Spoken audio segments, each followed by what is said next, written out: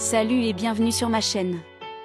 Aujourd'hui, plongeons dans un épisode intense et rempli de rebondissements. Sanra pousse Urmi à bout, la forçant à prendre une décision déchirante pour sauver son fils. Trahison, manipulation et vengeance sont au rendez-vous. Accrochez-vous, car ce qui va suivre risque de vous choquer. Urmi au bord du gouffre, Sanra franchit les limites. Épisode 160, les mensonges du cœur. Tout commence aux résidences d'Ishan. Sanra prend un malin plaisir à taquiner Urmi, en lui disant que, tout comme pour obtenir les bénédictions de Dieu, des sacrifices doivent être faits et le Seigneur doit être adoré. Il dit qu'elle aussi devra faire de même, afin de l'apaiser, pour lui donner ce qu'elle veut. Il dit que si elle est capable de lui plaire et de l'amuser, alors il pourrait se réjouir d'elle et lui donner sa bénédiction, ou bien elle devra voir avec joie la mort de son fils bien-aimé. Il dit que si elle n'en est pas capable, alors ce qui se passera autrement, c'est qu'elle sera considérée comme une femme qui a mangé son propre bonheur. Urmi est choquée et désemparée, alors qu'elle écoute Sanra avec stupéfaction. Elle demande ce qu'elle doit faire, et il répond qu'elle devrait satisfaire ses moindres caprices et prendre soin de tous ses besoins, ou qu'il accepte de lui donner ce qu'elle veut. Il se moque et lui demande si elle est d'accord. Sanra s'amuse de la situation critique d'Urmi et lui montre sa joie de la voir ainsi. Il lui demande de se préparer pour son grand jour, qui commence demain, et de tout mettre en œuvre pour l'apaiser. Elle ne dit pas un mot et s'apprête à partir, mais Sanra lui demande d'arrêter. Il affirme que Tani ne doit pas connaître cet accord, ni aucun autre mot. Elle est stupéfaite et se retourne vers lui. Il lui demande si elle souhaite que le travail soit terminé et que Shoria soit sauvée, et si elle ne doit pas laisser Tani la prendre. Il la congédie et elle part, résignée. Il lui sourit d'un air mauvais. Pendant ce temps, Damini incite continuellement Tani, qui n'est pas convaincue que Sanra aurait le courage de la trahir et qu'Urmi ne parviendra pas à le convaincre. Damini demande encore et encore, et si elle parvenait à convaincre Sanra? Tani devient furieuse et dit qu'elle chassera Sanra de sa vie pour toujours. Damini pense que c'est exactement ce qu'elle souhaite et veut l'entendre. Elle part tandis que Tani est très tendue. Puis elle se dirige vers Ishan, qui arpente nerveusement la pièce. Ishan dit qu'il n'a aucune idée de ce que Sanra raconte à Urmi et qu'il est dégoûté par la façon dont Sanra se comporte avec Urmi, si insensible. Alors qu'Urmi est consternée en pensant à Shoria. Elle dit qu'il est vraiment courageux de pouvoir prendre cette décision. Ishan dit qu'il n'est pas noble, mais ils n'ont pas le choix. S'il l'avait eu, il n'aurait même pas laissé Sanra toucher Urmi. Elle répond qu'elle sait et lui expose ce qu'il doit faire, avec des mots crus et cinglants. Elle se dit choquée et fière de sa décision. Il affirme qu'ils feront tout ce qu'il faut pour sauver Shoria, car il est le plus important pour eux. Il dit être tendu, se demandant si Sanra acceptera. Damini répond par l'affirmative, puis se couvre en affirmant qu'il est son fils après tout. À ce moment-là, Urmi entre, se rappelant les paroles de Sanra et sa proposition. Et ce temps, tandis qu'Ishan demande avec empressement quelle était la décision de Sanra et ce qu'il a dit. Elle voit Damini et dit que Sanra a dit qu'il déciderait et qu'il parlerait ensuite de sa décision. Damini est perplexe, car elle s'attendait à ce que Sanra accepte.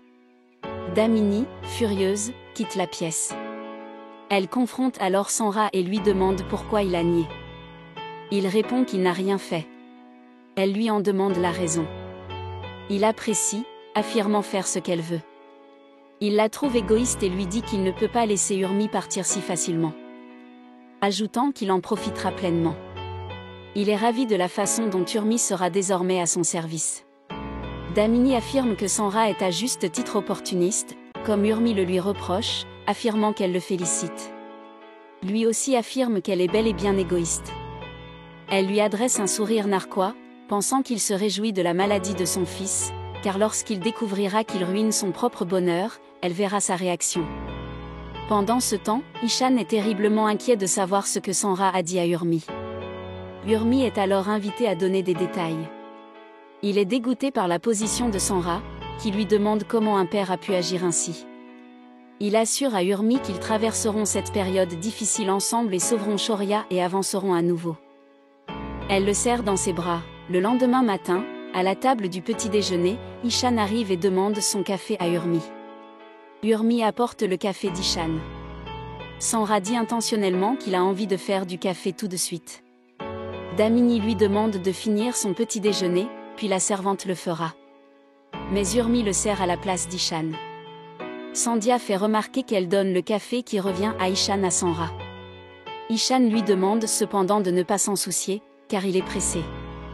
Ishan lui demande de lui servir un petit déjeuner rapide, s'il vous plaît. Elle s'en va. Sanra dit alors qu'il a soudain envie de manger du dal kachori préparé par H. Sandhya fait remarquer que cela prendra du temps.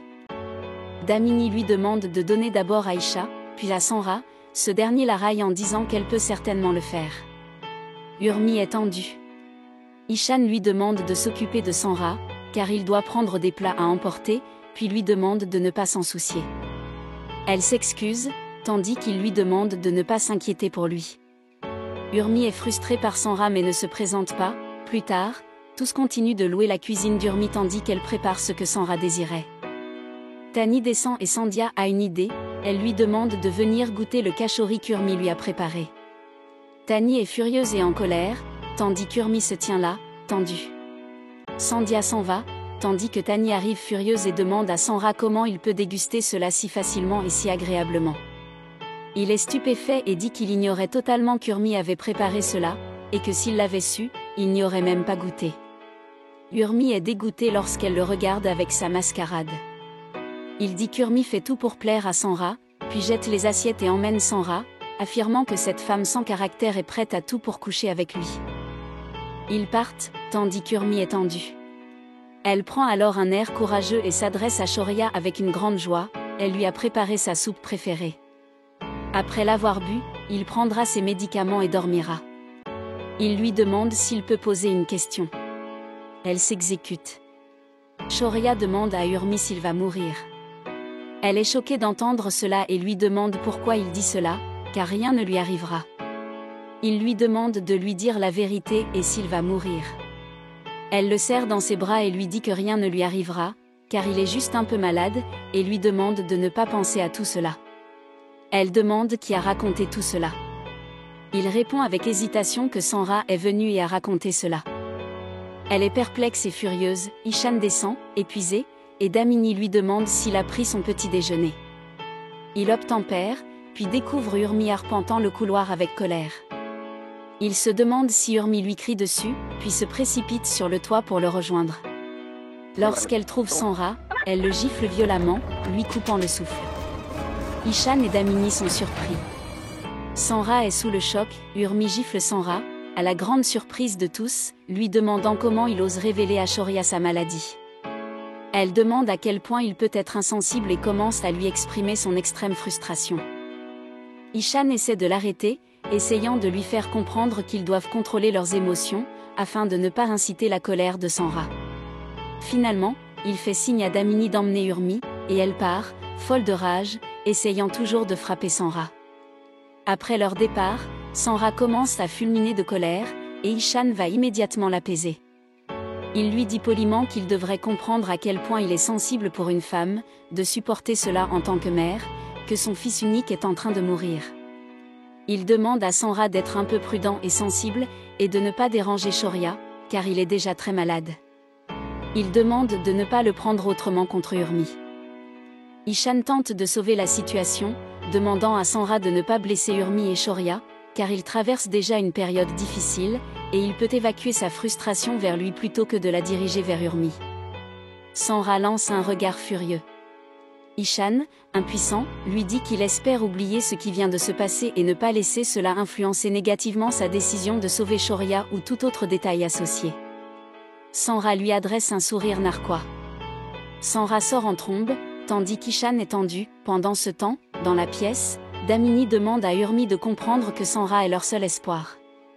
Elle comprend ce qu'Urmi traverse, mais elle ne peut se permettre de telles crises devant Sanra.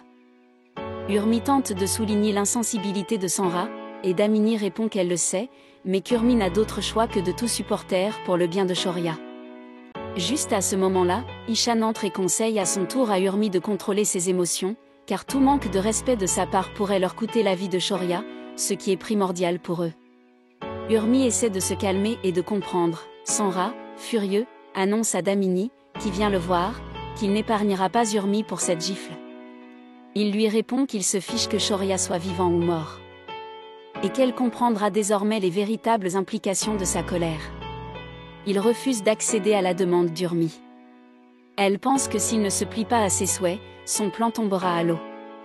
Elle tente de lui faire comprendre qu'il ne peut pas faire ça. Il répond qu'il fera tout ce qu'il faut de son plein gré.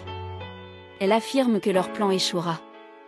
Il affirme que son plan peut échouer et qu'il se vengera d'Urmi en laissant mourir son fils. Elle tente à nouveau de la manipuler, lui faisant croire qu'il peut l'écouter, puis gâcher tout son bonheur et ruiner sa vie, et lui demande de ne pas tout gâcher à cause de son ego. Il dit qu'il donnera une réponse appropriée, et ne se soucie pas des implications. Il sort en trombe, tandis qu'elle est furieuse. Plus tard, Anirudh entre, impatient, accompagné de Gaurav et de sa famille, tandis qu'un grand festin est commandé. Il rassemble tout le monde. Urmi et Ishan descendent. Ils ne comprennent pas pourquoi ils sont tous ici. Il annonce qu'ils ont organisé une fête, pleine de joie et de divertissement, et qu'ils vont jouer à un jeu familial. Tous sont impatients, tandis que Sanra est contrariée. Il regarde Urmi avec colère, se souvenant de la gifle, tandis qu'Urmi est tendue.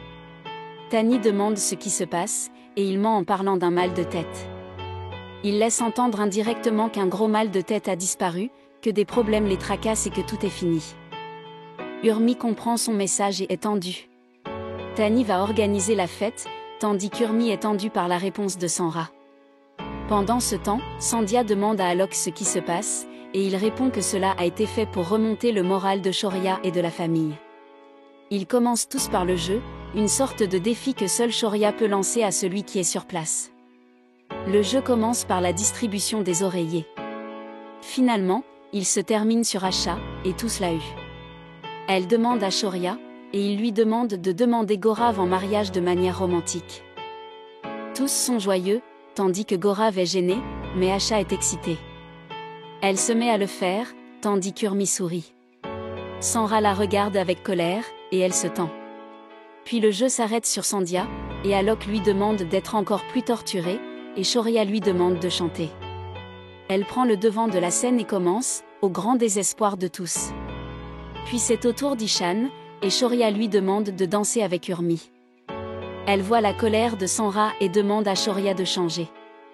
Mais il ne le fait pas, et Ishan lui tend la main et lui demande de le faire pour Shoria. Ils dansent, et Sandhya souligne leur amour éternel, ce qui irrite Damini. Tous les autres sourient, tandis que Tani et Sanra sont irrités. Il conclut. Ensuite, c'est au tour d'Anirudh, et Shoria hésite et dit qu'il devra répondre à sa question correctement et précisément. Anirudh obtempère avec empressement. Shoria les choque tous en leur demandant s'il va mourir. Urmi regarde Sanra avec colère. Anirudh demande à Shoria qui le lui a dit et tente de le distraire. Shoria demande quelle est sa maladie. Mais Anirudh simplifie la situation en disant qu'il ira bientôt mieux, et Ishan et Urmi sont bouleversés. Anirudh le distrait complètement et les encourage tous à remonter le moral de Shoria. Ishan tient la main d'Urmi pour le rassurer. Tard dans la nuit, Urmi borde Shoria. Puis va lui chercher du lait, tandis qu'il lui demande de se dépêcher. Pendant ce temps, dans la cuisine, Sanra mélange un sédatif au lait de Tani pour qu'elle dorme toute la nuit, ce qui lui permet de vaincre Urmi. Urmi entre précipitamment, prétextant qu'elle a besoin de lui parler.